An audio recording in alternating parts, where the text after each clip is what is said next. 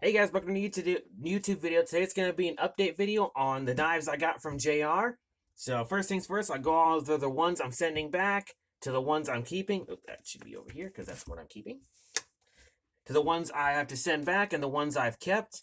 So let's go ahead and get to work. First things first. Now the reason why some of my friends asked me about why I did this deal with JR, and I will tell you why. Those who may remember, this dagger I got from JR in a previous lot. And I made a deal with him because these are very rare to come by, even in this rough condition. So I told him I would restore 10 knives in any condition in exchange for this knife. So that's mainly what all these were for. And these were for another lot that he threw in together that he's still sending me right now. So anyway, now that that's out of the window, let's get to work on them. First things first is the one I worked on was one of these. These were actually old knives that came in a magazine. Those who remember, these came to me with a cracked phenolic handle. And once I got them off, JR specifically requested he wanted them rehandled in leather, which was not an issue. Recycled a lot of repurposed leather to keep it with the aged look, because I didn't want this to have a brand new handle. And I even reused the original red spacers. Beautiful. Love the design. And then here's the brother to it. Again, it had a cracked handle.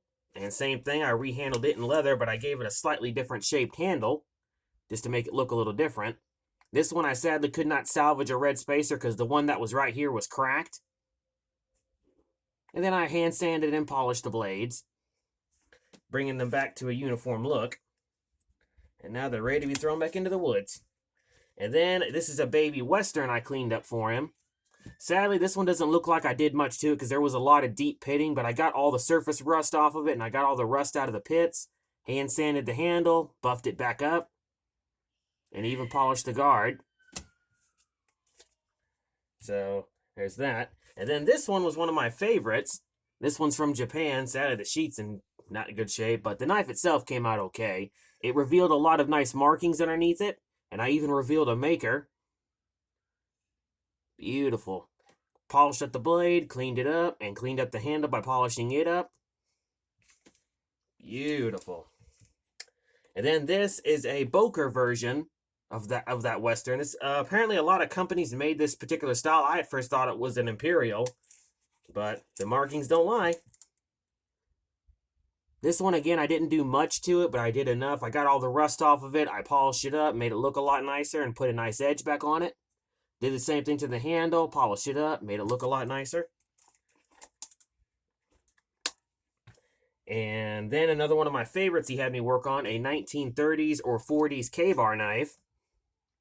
This one, he specifically requested the handle to be left alone, which I respect that. So all I did was I cleaned up the blade, polished it up, and I polished around the handle a little bit and cleaned up the silver ends. Beautiful. And then this is another one that's the brother to those two right there. This one I didn't have to do much to either, but I still cleaned it up. This one wasn't heavily corroded, but it still came out really nice. This one, the bolt on the back end needed a slit cut into it, so that way he could take it on and off if he wanted to, so that was an easy fix. Added an extra leather washer, and then polished it all up. And cleaned up the handle as well.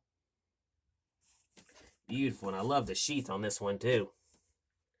And then getting onto this one, those guys may remember in the previous video, this one was probably the worst of the lot. This one was grinded to heck, and it's not easy to get these kind of shapes back, but I was able to. I had to take it to my grinder, and my bench grinder meaning, or let me phrase that, my angle grinder, sorry guys, and just gently hone it back to a point, and then regrind the bevels back to the original shape, so it kept its dagger look, and then I hand sanded and hand polished it. Beautiful. And then getting into another one of my favorites that he sent me to work on is this vintage German original Bowie knife. Beautiful. Love the stag on this one. Again, it doesn't look like I did much, but I did quite a bit. I got most of the grind lines out of the blade, except for the really deep ones. And I polished it up, made it look a lot nicer. And I cleaned around the handle, and I polished the guard too, and I even polished the pins. Again, one little detail matters. And last but not least is this one that sadly, a little accident happened with this one. This one is a vintage Imperial, like those in the comments were saying. But sadly, I was trying to straighten it back out and I snapped the tip off on accident. And I felt really bad, and I told JR about it, and I told him that I would make it up to him, and I did. I told him as a way to make up for it, I'm giving him one of these bayonets. Those who remember, I've been selling these for quite a while, and I still have a few in stock. This one I'm giving to JR to make up for snapping the tip off this knife. Still a beautiful knife regardless. Alright, that is all the ones I am sending back. Next is to the ones I'm keeping. That he let me keep, I mean. This one is a parts kit knife, not a custom knife. I originally thought it was probably a custom knife, but I guess technically it is. It was a parts kit knife that somebody put together themselves. They bought the blade, bought the guard, bought the pommel, and even bought the bone handle. Still, they did a really nice job. I'm going to finish it up a little bit, put a nice edge on it, and I'm going to keep that one for myself. And this little gimmicky knife I'm actually keeping as well, just for the heck of it. And then this little leather sheath I'm keeping as well, because you never know, I might have a knife for it one day. And then I kept a few of the pocket knives. I didn't keep all of them. I kept this Chabert Japan Trapper, because that's one of my favorite designs. And I kept this Frost Cutlery little baby toothpick. And then I kept this little unusual knife. Again, I've still yet to find out what this is even called. No maker, it just says something Painting Co. Chicago. Still I'm keeping because I like unusual stuff. And then all the rest of the pocket knives are in this box. Now you're maybe wondering why, and that's very simple. My buddy Austin bought all these. I sold them all to him, so I don't even have to do anything to them. So all those have been sold. And then all the really cheap stuff, I actually turned around and gave to my brother. So, because I don't normally sell those knives that much anymore. So, anyway, it was a fun project. Look forward to the next lot, JR. I hope you guys enjoy. And as always, stay sharp.